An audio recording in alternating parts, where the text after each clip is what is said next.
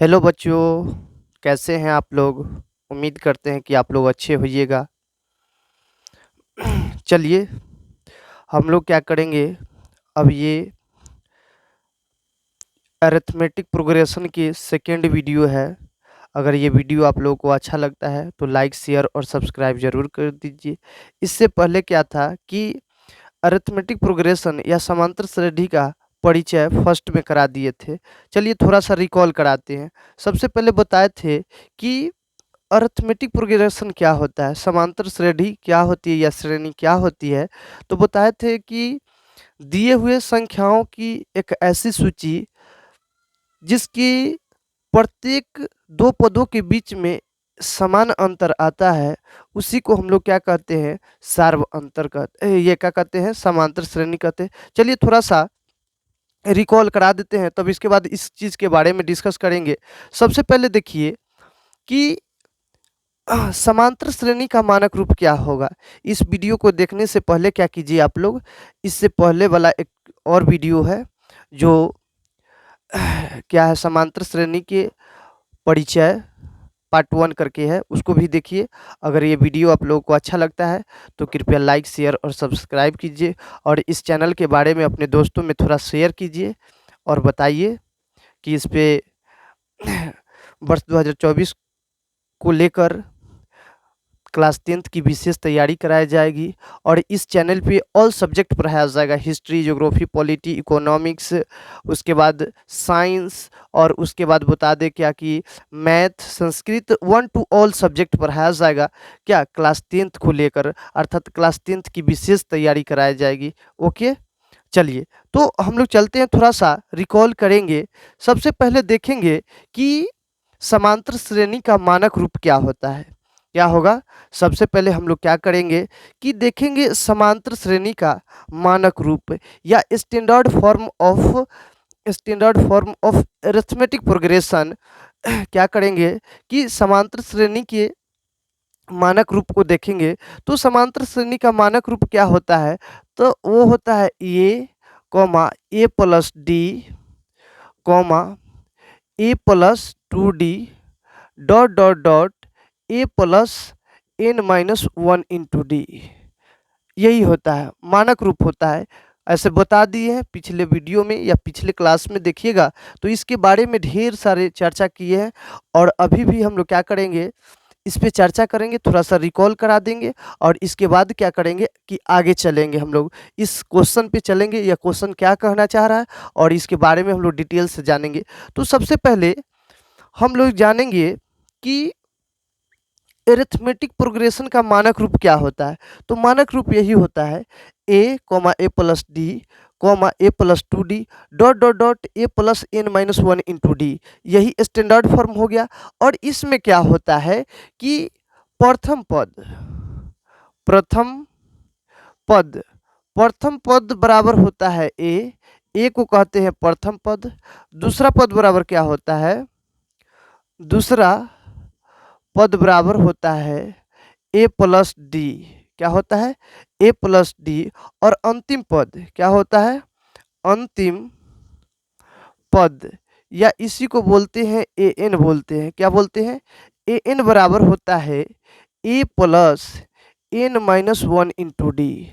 यही हो गया क्या, अंतिम पद, या ए एन बराबर a plus n-1 into D. अब हम लोग निकालेंगे सार्व अंतर। क्या निकालेंगे, सार्व अंतर। सार्व अंतर को हम लोग बोलते हैं डी, क्या बोलते हैं, डी। और डी बराबर हम लोग एकदम फॉर्मूला जानते हैं कि सार्व अंतर बराबर क्या होता है कि अरिथमेटिक प्रोग्रेशन की दूसरा पद में से पहला पद को घटा देते हैं तो सार्व अंतर ज्ञात हो जाता है। थोड़ा आराम से सोचिए, एकदम थोड़ा हौली हौली सोचिए कि सार्व अंतर कैसे ज्ञात किया जाता है। तो सार्व अंतर बराबर फॉर्मूला होता है कि दूसरे पद में से प्रथम पद को घटा देते हैं तो वो सार्व अंतर निकल जाता है। अर्थात सार्व अंतर बराबर होता है प्रथम दूसरा पद, क्या होता है, दूसरा पद माइनस प्रथम पद, ये होता है। और इसमें एन होता है, ये एन जो है, एन बराबर होता है,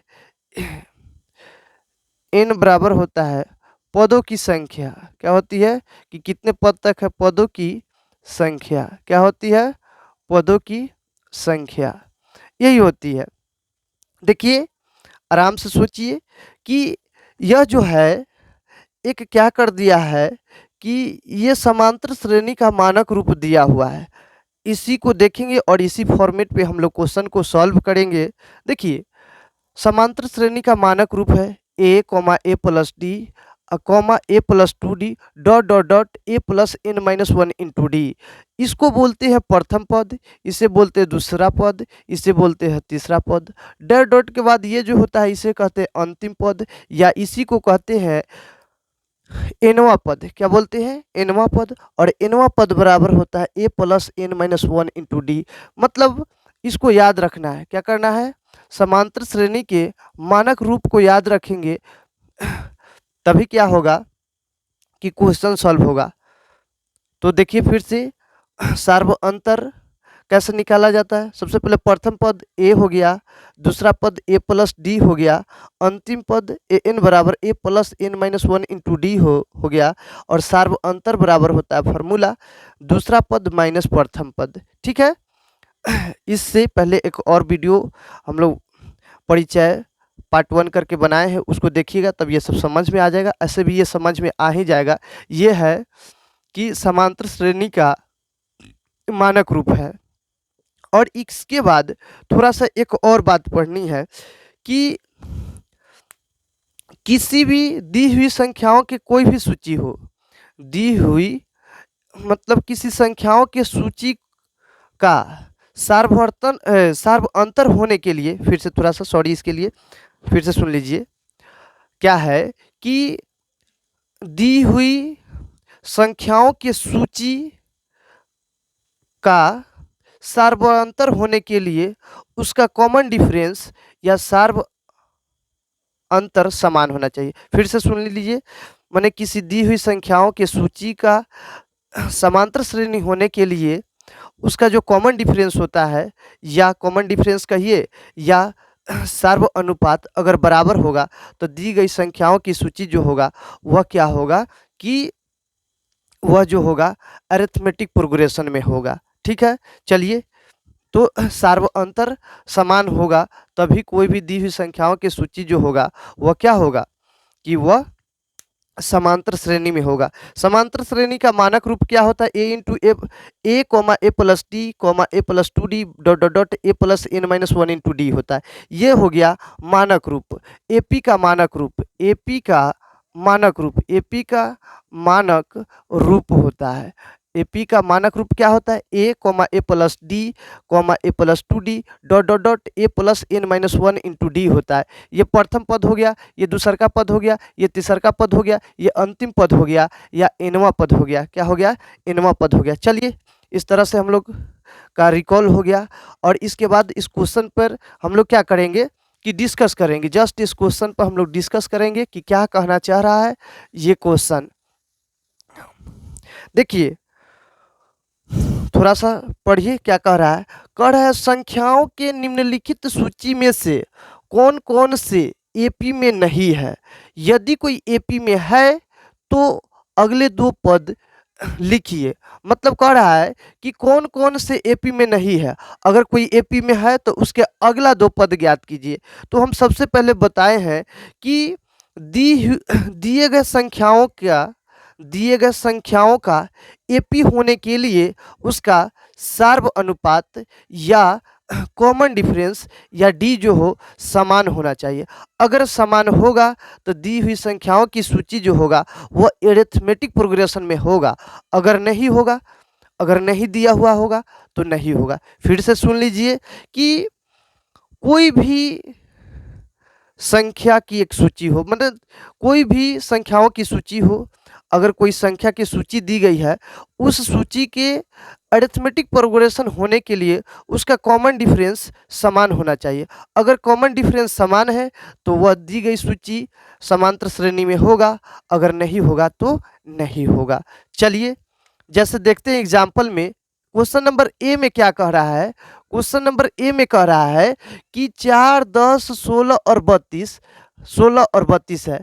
क्या है 4 है, 10 है, 16 है, 22 है, यही ना है। Dot dot dot dot dot dot dot है। तो कह रहा है कि एपी में है कि नहीं। अगर कोई एपी में है तो उसके अगले दो पद ज्ञात कीजिए। 1 2 3 4 गो पद हो गया, पांचवा और छठा ज्ञात करना है। तो देखिए सबसे पहले इसका कॉमन डिफरेंस निकालेंगे। क्या निकालेंगे, यहाँ ध्यान दो मेरे सोना लोग, बाबू लोग, ध्यान दीजिए यहाँ पे कि क्या करना है।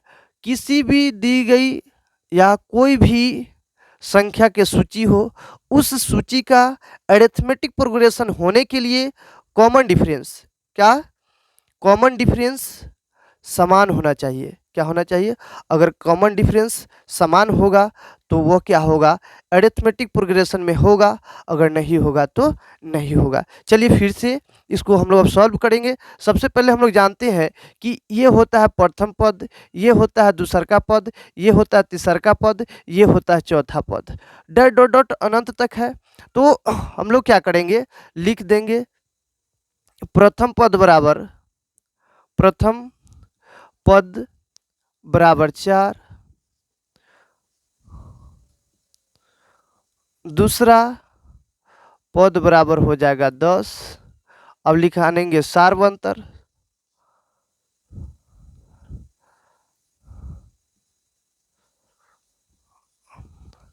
सार्वअंतर या इसी को डी कहते हैं। डी बराबर होता है दूसरा पद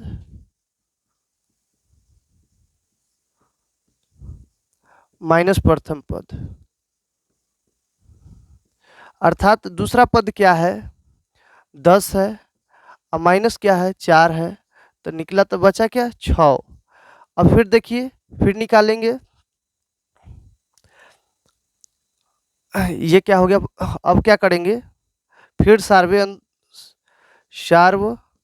अंतर ज्ञात करेंगे, फिर अगला सार्व अंतर। तो देखिए अब फिर क्या करेंगे, तीसरा पद माइनस दूसरा पद। तो देखिए तीसरा पद कितना है, 16 है, तो यहाँ हो जाएगा 16। अब माइनस दूसरा पद कितना है, 10 है, तो 10 हो गया। तो 16 में से 10 जाएगा तो कितना बचेगा, देखिए ध्यान से देखिए, तो बचेगा 6। तो इस प्रकार से कि लगभग लगभग दिखाई दे रहा है कि सभी का सार्व अंतर जो है वह समान है। फिर से एक बार निकाल देते हैं। अब लिखेंगे तीसरा के बाद चौथा पद,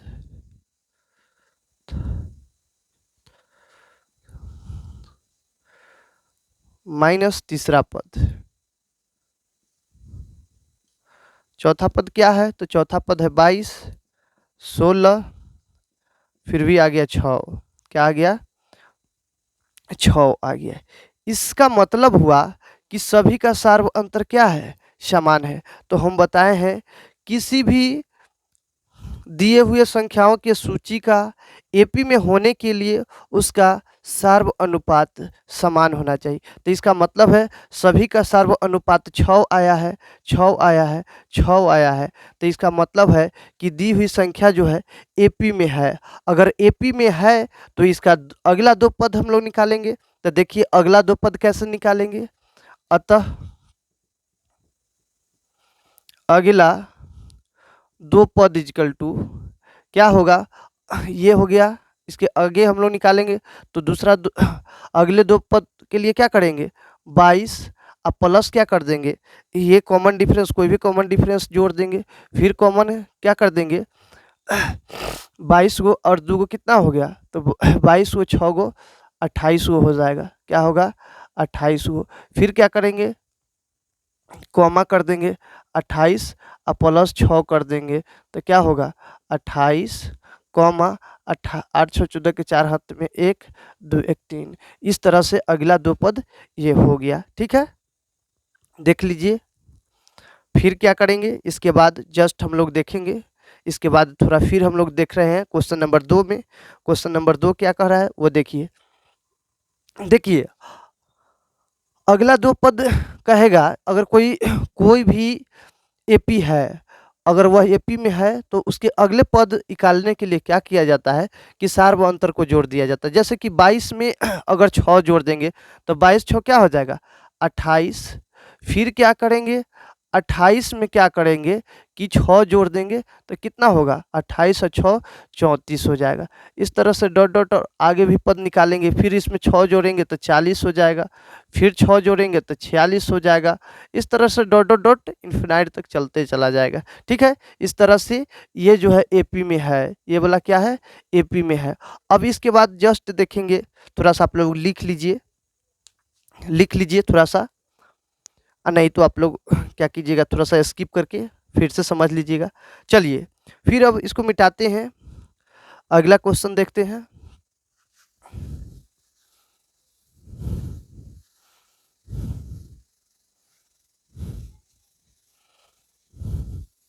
अगर समझ में नहीं आएगा तो कृपया आप लोग क्या कीजिएगा, वीडियो को रोक दीजिएगा, थोड़ा सा स्किप करके दोबारा देख लीजिएगा, एकदम समझ में आएगा।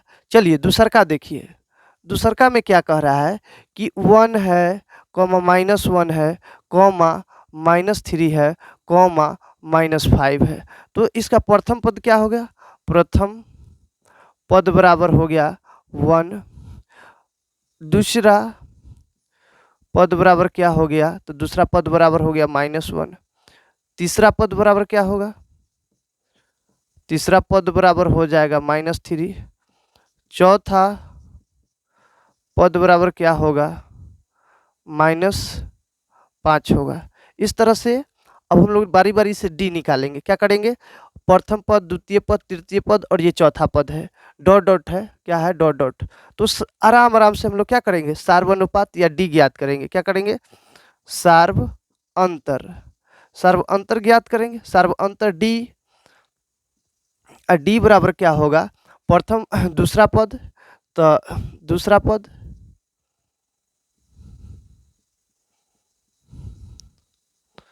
माइनस प्रथम पद। तो देखिए दूसरा पद क्या है, तो दूसरा पद -1 है तो -1, फिर माइनस प्रथम पद क्या है 1 है तो 1, तो माइनस माइनस कितना आ गया -2 आ गया। फिर इसी तरह से अगला सार्वंतर ज्ञात करेंगे।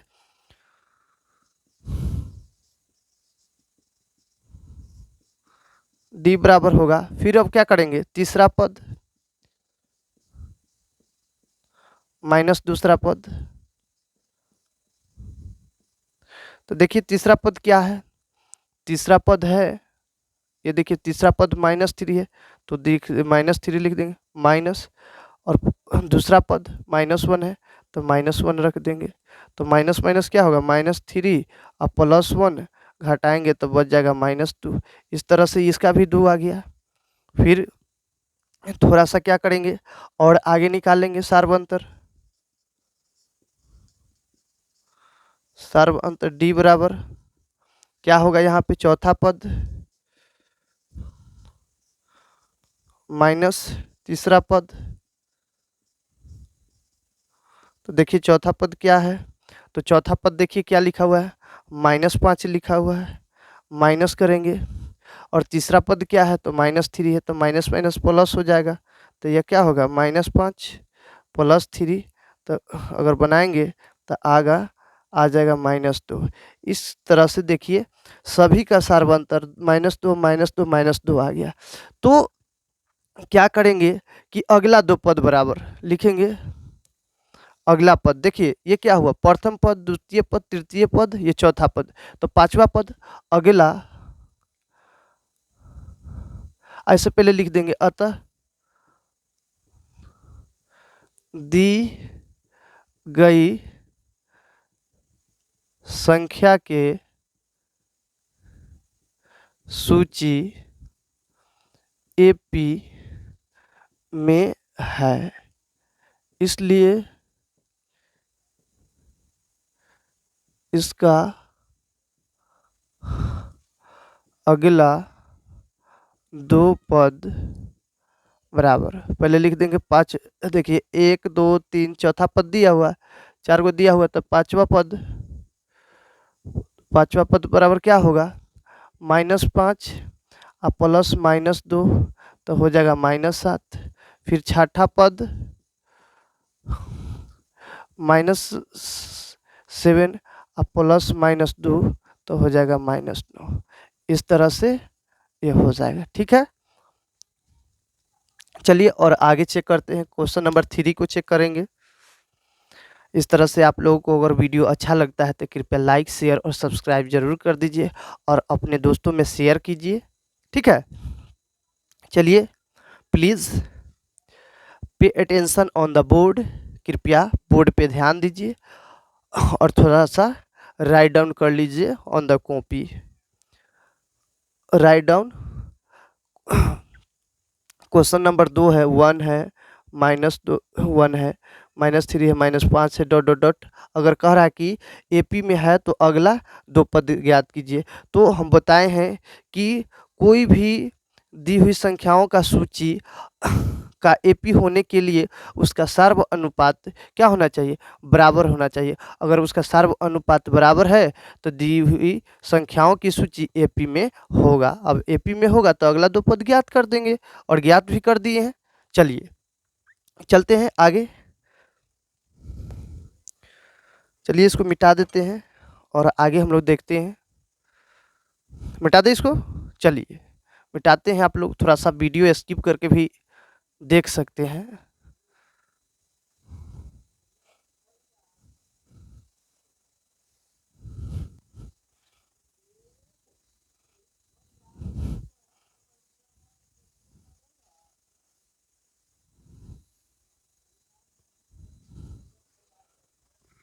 चलिए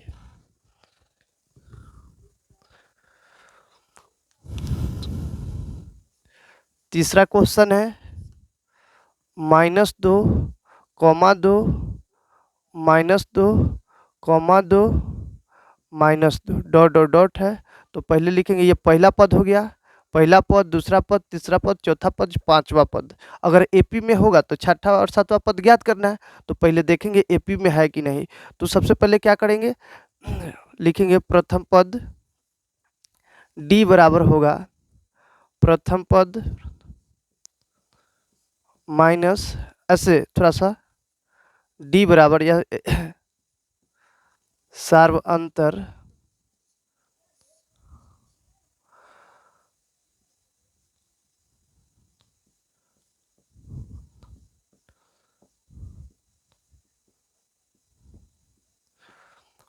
दूसरा पद माइनस प्रथम पद। देखिए ये हो गया प्रथम पद, ये हो गया दूसरा पद, ये हो गया तीसरा पद, ये हो गया चौथा और ये हो गया पांचवा। तो दूसरा पद कितना है? दूसरा पद 2 है, माइनस प्रथम पद कितना है? -2। तो ये क्या होगा? -2 माइनस माइनस +2। तो इस तरह से आ गया 4। फिर सार्वंतर ज्ञात करेंगे। सार्ववर्तन शब्द निकालेंगे पांचों पदों तक। सार्वंतर बराबर होगा, ऐसे होता है सार्वंतर बराबर होता है अगला पद माइनस पिछला पद। तो फिर क्या करेंगे कि तीसरा पद माइनस दूसरा पद। तो देखिए तीसरा पद कितना है? तो तीसरा पद -2 है, तो -2 हो गया माइनस। देखिए आराम से सोचिए, तीसरा पद तो प्रथम पद, द्वितीय पद, ये तृतीय पद -2, फिर माइनस दूसरा पद कितना है? 2 है। तो ये क्या हो गया? ये आ गया -4। तो देखिए ये 4 है, ये -4 है। तो इस तरह से क्या हो गया कि दी हुई संख्याओं का जो सार्व अंतर है वह बराबर नहीं है। अब बराबर नहीं है तो हम लोग जानते ही हैं कि अगर दी हुई संख्याओं के सूची का एपी होने के लिए क्या है कि उसका सार्व अंतर बराबर होना चाहिए।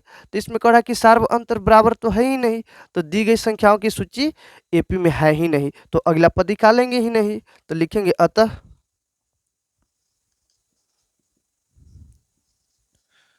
यह सूची एपी में नहीं है।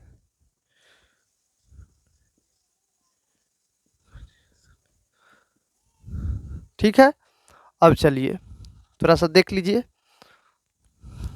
प्रथम पद, दूसरा पद, तृतीय पद, चौथा पद, पांचवा पद। सार्व अंतर ज्ञात करने के लिए क्या किया जाता है, अगला पद में से पिछला पद को घटा दिया जाता है, अर्थात तो 2 में से इसको घटाएंगे तो 4 आ गया, -2 में से 2 घटाएंगे तो -4 आएगा।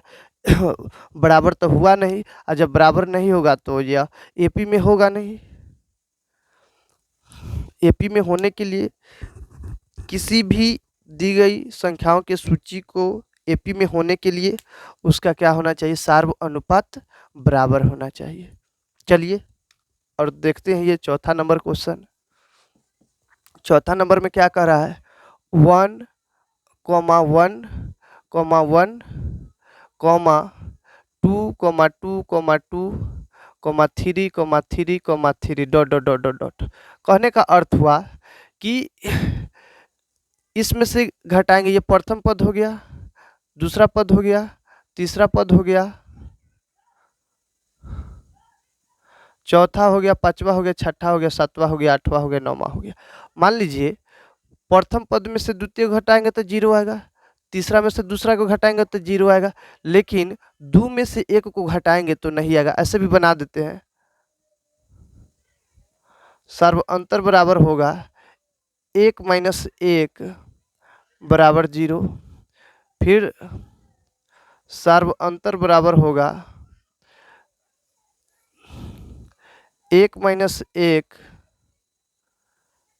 1 बराबर 0। देखिए ए में से इसको घटाया तो 0 आया, ए में से इसको घटाया तो 0 आया, लेकिन अब इस में से इसको घटाएंगे तो 0 आएगा नहीं। 2 में से -1 करेंगे तो 1 बचेगा, और एक दूसरे से बराबर हुआ नहीं, तो लिखेंगे अतः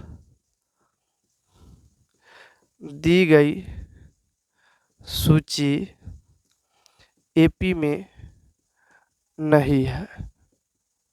इस तरह से ये जो क्वेश्चन हो गया हम लोगों के समाप्त हो गया, और इसके बाद हम लोग जस्ट देखेंगे नेक्स्ट वीडियो में। तब तक के लिए good bye all of you. अगर ये वीडियो अच्छा लगता है तो कृपया लाइक, शेयर और सब्सक्राइब जरूर कीजिए, और अपने दोस्तों में बताइए और शेयर कीजिए। Thank you all of you.